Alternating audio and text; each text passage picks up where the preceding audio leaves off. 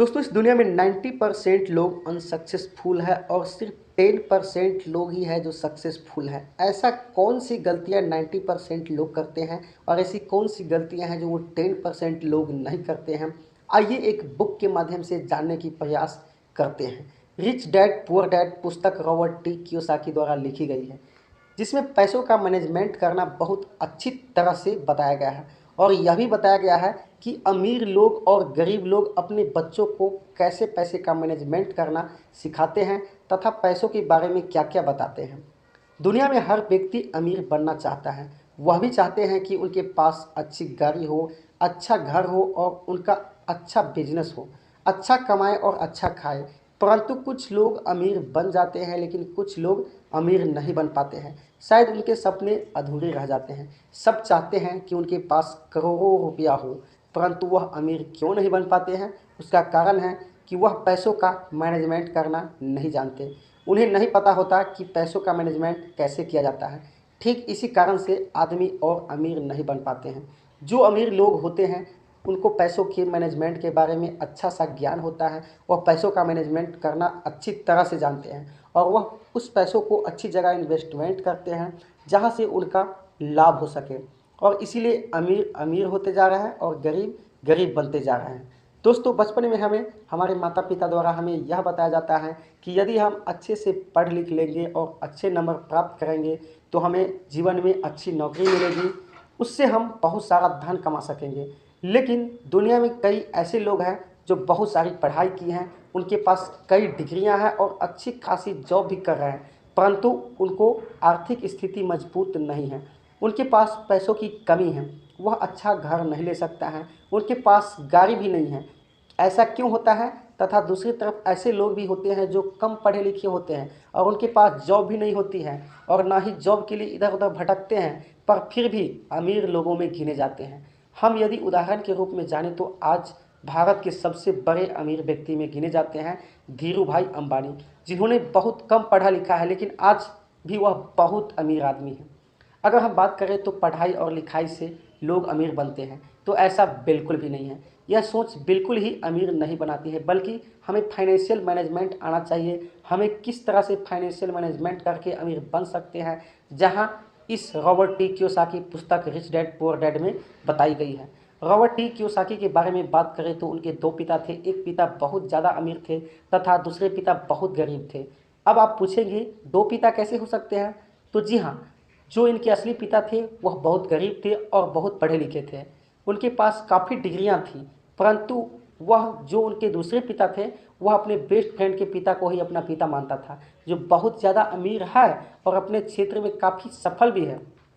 उनके दोनों पिता ने साथ में ही पढ़ाई की थी। उन्होंने कड़ी मेहनत परिश्रम भी किया था, परंतु अमीर पिता ने पढ़ाई बीच में ही छोड़ दी थी। बल्कि जो गरीब पिता थे उन्हें दोबारा पढ़ाई जारी रखा। लेकिन अपने अपने क्षेत्र में दोनों ने काफ़ी मेहनत करके अपनी सफलता प्राप्त की, लेकिन दोनों पिता के बीच में पैसे कमाने की राय बिल्कुल अलग थी। दोस्तों, आइए जानते हैं इन दोनों पिता के बीच में पैसों के मामले में क्या क्या राय थे, जिसको हम विस्तार से जानने की प्रयास करते हैं। रॉबर्ट टी कियोसाकी के पहले गरीब पिता रॉबर्ट को समझाते थे कि कोई भी वस्तु या कोई भी ऐसी चीज़ नहीं खरीद सकता, उसके अंदर ऐसी काबिलियत नहीं है। परंतु दूसरे पिता उसी से कहते हैं, यदि तुम कोई वस्तु नहीं खरीद सकते हो तो उसका कारण ढूंढो कि कैसे नहीं खरीद सकते हो। यदि तुम्हें वह प्राप्त करनी है तो उसे कैसे खरीद सकते हो, इन प्रश्नों को आप ढूंढो। गरीब पिता की सोच नकारात्मक थी, वह रॉबर्ट द्वारा कही गई बात को यहीं पर ख़त्म कर देते थे। परंतु अमीर पिता द्वारा कही गई बात प्रश्नवाचक थी। हाँ, यदि प्रश्नवाचक होता है तो हम अक्सर सोचने पर मजबूर हो जाते हैं। हमें उसके कारण को ढूंढना होता है कि हम कैसे किसी वस्तु को खरीद सकते हैं, उसे प्राप्त कर सकते हैं। यदि कोई व्यक्ति ऐसा सोचता है कि वह किसी सामान को नहीं खरीद सकता तो उसका दिमाग काम करना बंद कर देता है, अर्थात उसके दिमाग में नकारात्मक विचार जाते हैं और वह सोचना बंद कर देता है। यदि वही हम दूसरी ओर देखें कि हम उस सामान को कैसे खरीद सकते हैं, तो हमारे मन में एक प्रश्नवाचक चिन्ह आ जाता है कि आखिर हम इस सामान को कैसे खरीदें, और हम उस पर सोचने लगते हैं। अर्थात इससे यह पता चलता है कि हमें अपने दिमाग को नकारात्मक विचार बिल्कुल नहीं देनी चाहिए, हमें सदैव सकारात्मक विचार ही देनी चाहिए, जिससे कि हमारा दिमाग हमेशा एक्टिव रहेगा और लगातार वह मजबूत होता जाएगा। रॉबर्ट के गरीब पिता रॉबर्ट से कहते थे कि जीवन में जोखिम नहीं लेना चाहिए, अच्छे से पढ़ाई करना चाहिए और अच्छे मार्क्स लाकर अच्छी जॉब करनी चाहिए, और यदि तुम्हारे जीवन में अमीर बनना लिखा है तो तुम अमीर बनोगे, अन्यथा नहीं। और वहीं दूसरी तरफ रॉबर्ट के दूसरे पिता कहते हैं, यदि तुम्हें जीवन में कुछ करना है तो जोखिम अर्थात रिस्क लेना अवश्य पड़ेगा।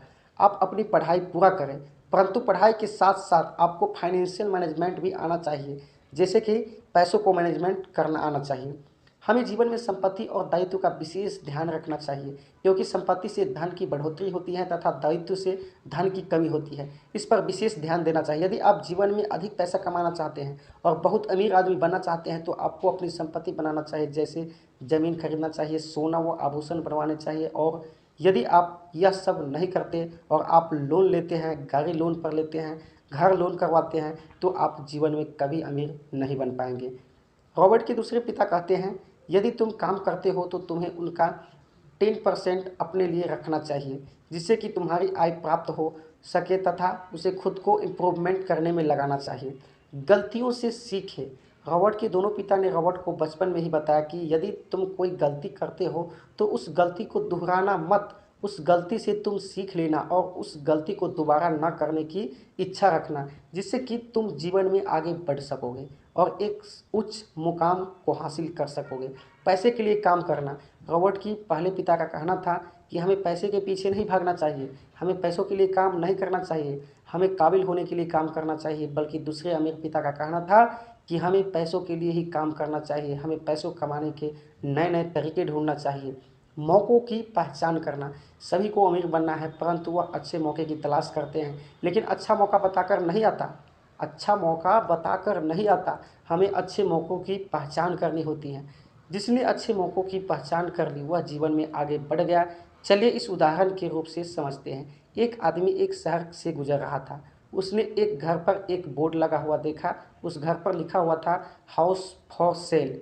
वह इस मौके को गंवाना नहीं चाहता था, क्योंकि उस समय मंदी चल रही थी, तो बहुत ही कम कीमत पर वह घर बिक रहा था। उसने उस घर को खरीद लिया। कुछ समय बाद मंदी खत्म हुई और उस घर की कीमत बढ़ गई। उसने उसको 2 गुने 3 गुने दाम पर बेच दिया और उसे काफ़ी मुनाफा कमाया। दोस्तों, दुनिया में सभी को पैसे को सहेज कर रखते हैं। दुनिया में सभी पैसों को सहेज कर रखते हैं। सबको पैसा सहेज कर रखना भी बहुत ज़रूरी है, पर यह इसका अर्थ नहीं है कि पैसे एक अलमारी या गुल्लक में रखना हो या बैंक में रखना हो। अर्थात सहज का अर्थ क्या है कि हमें पैसे कहाँ पर इन्वेस्टमेंट करना है, कहाँ पर खर्च करना है, जिससे कि हमारी आय बनी रहे और हम इस पैसे को इन्वेस्टमेंट करते रहें। तो हमें इस बात को समझना चाहिए, पैसे कहाँ पर इन्वेस्टमेंट करना है और कहाँ पर नहीं। यदि इन्वेस्टमेंट अच्छी जगह पर होगी तो इनकम भी अच्छी होगी। और पैसे को खर्च कहाँ करना चाहिए, हमें पैसों वहाँ पर इन्वेस्टमेंट करना चाहिए जहाँ से हमारी आय भी बनी रहे और हमारा काम भी होता रहे। दोस्तों, मौके की पहचान से यह अभिप्राय है कि हमें उस मौके को नहीं गंवाना चाहिए जो हमारे फ़ायदे के लिए हैं। जीवन में किन किन चीज़ों के पीछे भागना चाहिए। यदि जीवन में हम अमीर बनना चाहते हैं तो हमें पैसे कमाने के नए नए तरीके ढूंढना चाहिए। संपत्ति का अभिप्राय है, संपत्ति का यह अभिप्राय है कि हमें जीवन में पैसों को उन संपत्ति को बनाने में लगाना चाहिए जिनको बेचने पर उतना ही या उससे अधिक धन प्राप्त हो सके। सकारात्मक सोच का प्रभाव होता है। यदि हम किसी कार्य को सकारात्मक विचार से नहीं करते हैं तो हम यकीनन वह कार्य असफल हो जाता है, और यदि हम सकारात्मक रहा तो बिगड़ा कार्य भी सफल हो जाएगा। यहाँ पर मैंने संक्षिप्त में रिच डैड पुअर डैड पुस्तक के बारे में बताया है। उम्मीद करता हूँ कि आपको यह वीडियो ज़रूर पसंद आया होगा, और पसंद आया है तो वीडियो को एक छोटा सा लाइक कर दीजिए। और इसी तरीके नए नए वीडियो, नए नए आइडियाज़ के लिए हमारे इस चैनल को सब्सक्राइब करें। मिलते हैं किसी नए टॉपिक में, नए वीडियो के साथ। तब तक के लिए थैंक्स फॉर वॉचिंग। जय हिंद, वंदे मातरम।